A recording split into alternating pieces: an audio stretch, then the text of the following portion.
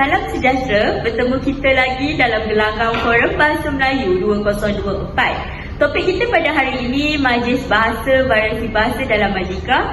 Bersama saya adalah 3 orang ahli panel yang tidak asing lagi. Jangan ragu dan jangan risau kerana kelihatan para jejaka tidak sedang duduk melihat keceritaan saudari pada hari ini. Baiklah, di sebelah kiri saya ini ahli panel pertama kita iaitu saudari Nurul Syuhada binti Muhammad Arba'in. Selamat datang saudari. Okey, seterusnya ahli panel kedua Ayu berjubah hitam pada hari ini iaitu saudari Almira Karibisa. Selamat datang saudari. Okey, seterusnya di hujung sana nampak pemalu tapi bijak berkata-kata saudari Marisa binti Ismail. Selamat datang juga buat saudari. Baiklah, sebelum saya menyimpang lebih jauh, soalan saya pada panel pertama, bolehkah saudari menceritakan sedikit tentang sinopsis filem Majika? Terima kasih kepada saudari pengurusi majlis. Majika adalah sebuah filem fantasi Malaysia yang menceritakan kisah tentang dunia ajaib yang dihuni oleh pelbagai watak mitos dan dongeng Melayu. Filem ini mengisahkan perjalanan dua adik-beradik Ayu dan Malik yang secara tak sengaja terperangkap dalam dunia majlis ini. Ayu dan Malik berinteraksi dengan pelbagai watak mitologi Melayu seperti nenek kebayan, makhluk halus dan makhluk majlis lain. Majika tidak hanya menggambarkan unsur-unsur fantasi, tetapi juga menggambarkan warisan budaya Melayu melalui cerita-cerita tradisional. Dengan elemen komedi, aksi dan pesan moral, filem ini menyajikan pengalaman yang berwarna dan memikat penonton, menjadikannya satu daripada filem popular dalam seni hiburan Malaysia. Terima kasih kembali kepada panel pertama kita.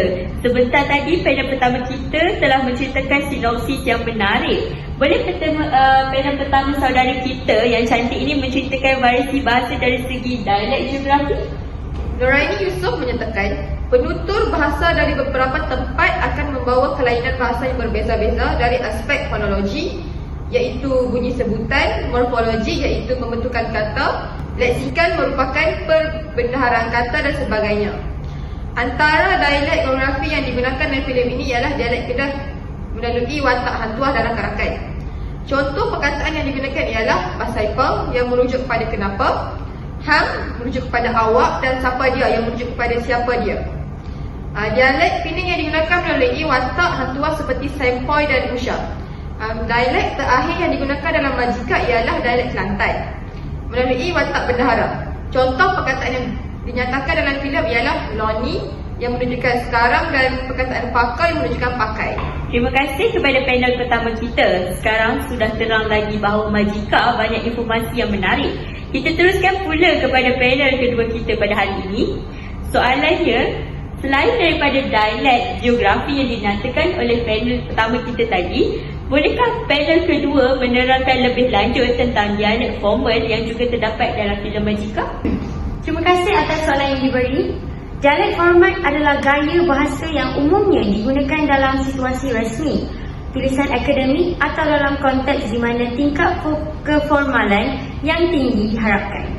Bahasa formal memiliki ciri-ciri seperti penggunaan kosakata yang baku, tata bahasa yang cermat dan struktur kalimat yang lebih kompleks. Menurut Nuraini Yusof 2010, bahasa standard mempunyai 3 sifat iaitu keseragaman, kestabilan yang luas dan keintelektualan. Pada zaman itu, perkataan sagera yang dinyanyikan oleh watak Mak Andek juga merupakan bahasa yang standard pada zaman tersebut. Kini, perkataan tersebut ditukar menjadi segera. Karakter-karakter tertentu dalam filem mungkin memerlukan bahasa formal untuk menciptakan kesan berwibawa, terutama jika mereka memiliki status sosial tinggi seperti tokoh kepimpinan, raja, ratu atau karakter lainnya. Dialek formal dapat digunakan untuk mewakili karakter dengan latar belakang atau kelas sosial tertentu. Namun, perlu dicatat bahawa bahasa formal tidak selalu sesuai untuk setiap adegan atau karakter dalam filem. dan penggunaannya harus disesuaikan dengan keperluan naratif dan karakterisasi yang diinginkan oleh pembuat filem. Sungguh banyak ya maklumat pada hari ini yang kita peroleh. Terima kasih kepada panel kedua. Seterusnya, panel ketiga kita yang ayu lagi jelita pada hari ini. Panel kedua kita telah menerangkan satu lagi variasi bahasa yang terdapat dalam filem Majikan ini. Bolehkah saudari menceritakan lebih lanjut tentang satu lagi variasi bahasa dalam filem Majika, iaitu bahasa istana? Terima kasih atas soalan yang diajukan. Menurut Nurani Yusof 2010 menyatakan, bahasa istana juga dikenali sebagai bahasa halus atau bahasa diraja. Keunikan bahasa istana ialah perkataan yang digunakan oleh golongan rakyat biasa tidak sama seperti yang digunakan oleh golongan istana. Penggunaan kata ganti nama diri juga berbeza dengan penggunaan kata ganti nama diri bagi golongan rakyat biasa. Kata ganti nama diri yang digunakan oleh golongan istana seperti beta, patik, tuanku dan sebagainya. Beberapa karakter yang mungkin menggunakan dialek istana termasuk watak-watak seperti raja, puteri atau tokoh-tokoh kerajaan. Filem Majika juga dapat mengaplikasikan bahasa istana melalui watak Puteri Gunung Ledang dan watak bendahara. Perlu diingatkan bahawa dalam banyak filem, penggunaan dialek istana mungkin digunakan untuk menonjolkan kedudukan dan identiti daripada watak-watak istana ataupun kerabat diraja. Dialek ini boleh menjadi elemen penting dalam membentuk suasana dan karakter dalam konteks cerita tersebut. Contoh perkataan yang digunakan oleh watak Puteri Gunung Ledang ialah beta, manakala penggunaan kata patik pula digunakan melalui watak bendahara serta perkataan tuanku. Terima kasih kepada panel ketiga kita sebentar tadi. Panel kita yang ketiga tadi telah menerangkan bahawa dialek istana juga merupakan salah satu variasi bahasa yang terdapat dalam filem Majika.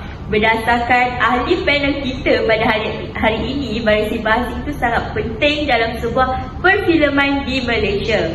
Kita teruskan dengan pusingan kedua forum kita pada hari ini. Saya ingin bertanya kepada panel pertama kita, selain daripada variasi bahasa yang kita banyak peroleh, filem ini juga banyak kelebihan yang mungkin boleh membezakan dari filem-filem yang lain, khususnya di Malaysia. Boleh panel pertama kita terangkan lebih lanjut tentang kelebihan filem Majika ini daripada filem yang lain? Terima kasih kepada pengerusi majlis. Kelebihan filem Majika yang mungkin membezakannya daripada filem-filem lain, Majika menonjolkan mitologi Melayu dengan memasukkan pelbagai watak, mitos dan dongeng daripada budaya tempatan. Dengan penggunaan pelbagai dialek dan elemen budaya tempatan, Majika memberikan pewarnaan budaya yang kaya dan menyeluruh.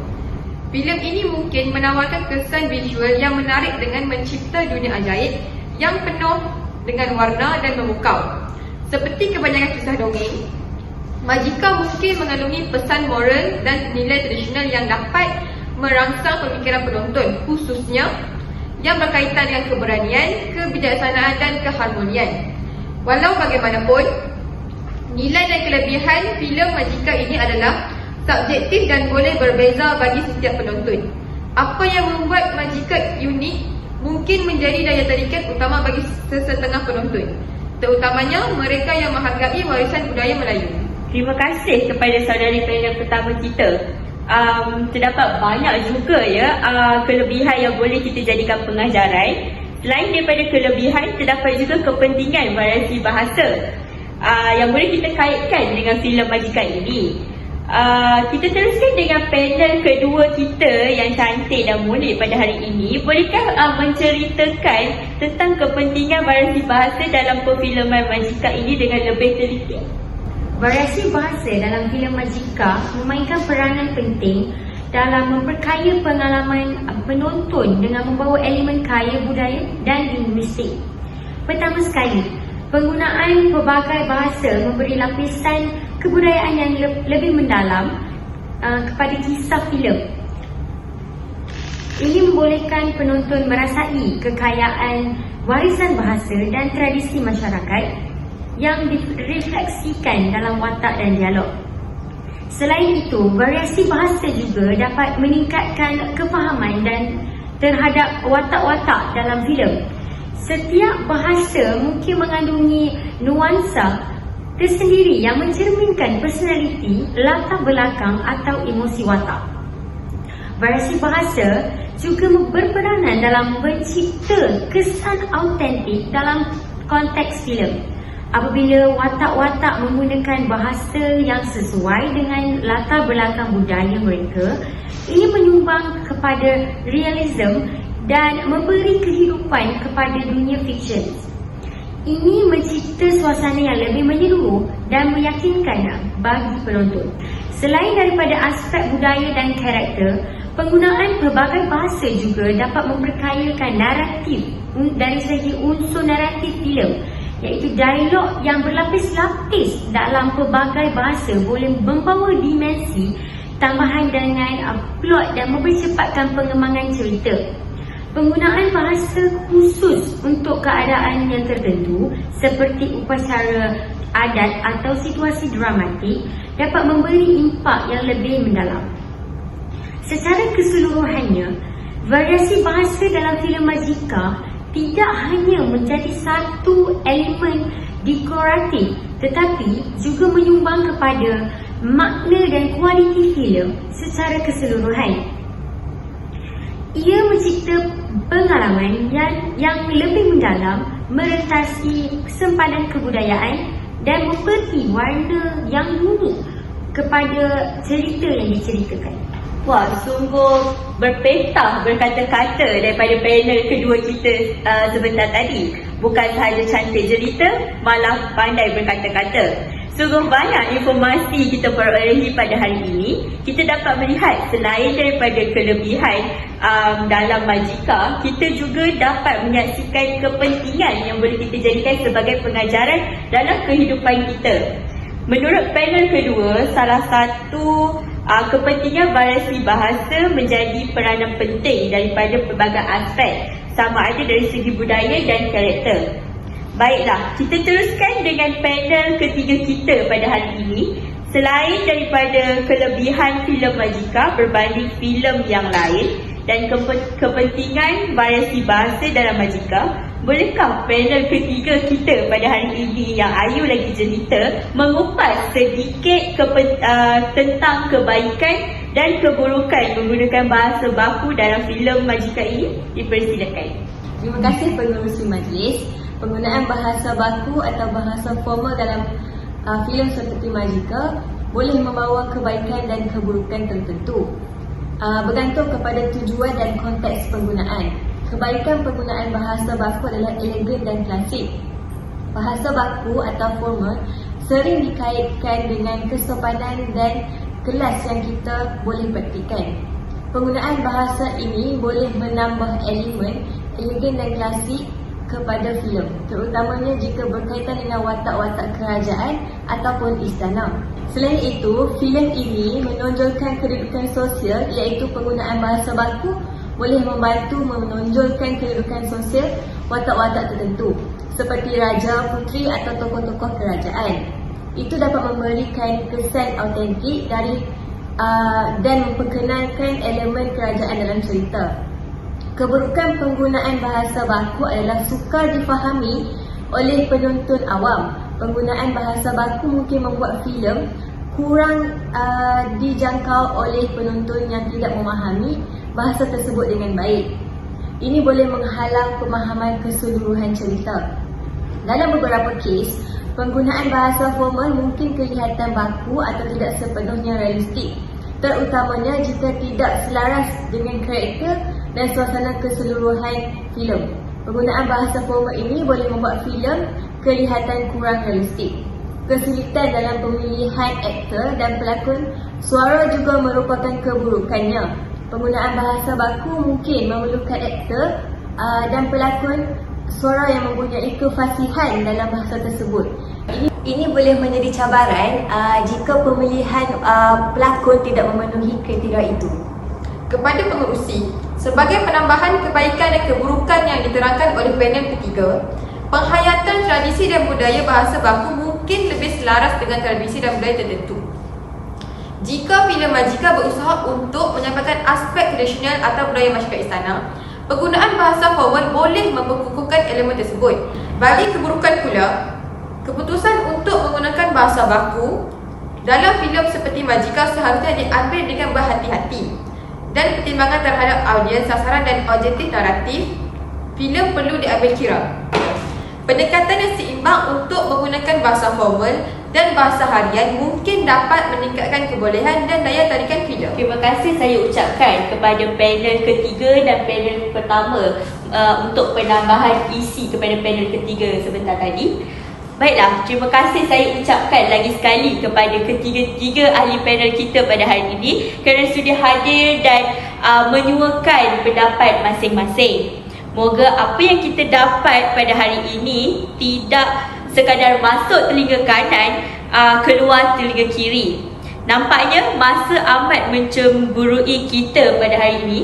Kesimpulannya, filem seperti Majika ini kita dapat dijadikan contoh untuk industri perfilman supaya dapat memartabatkan lagi tradisi Melayu kita pada zaman dahulu.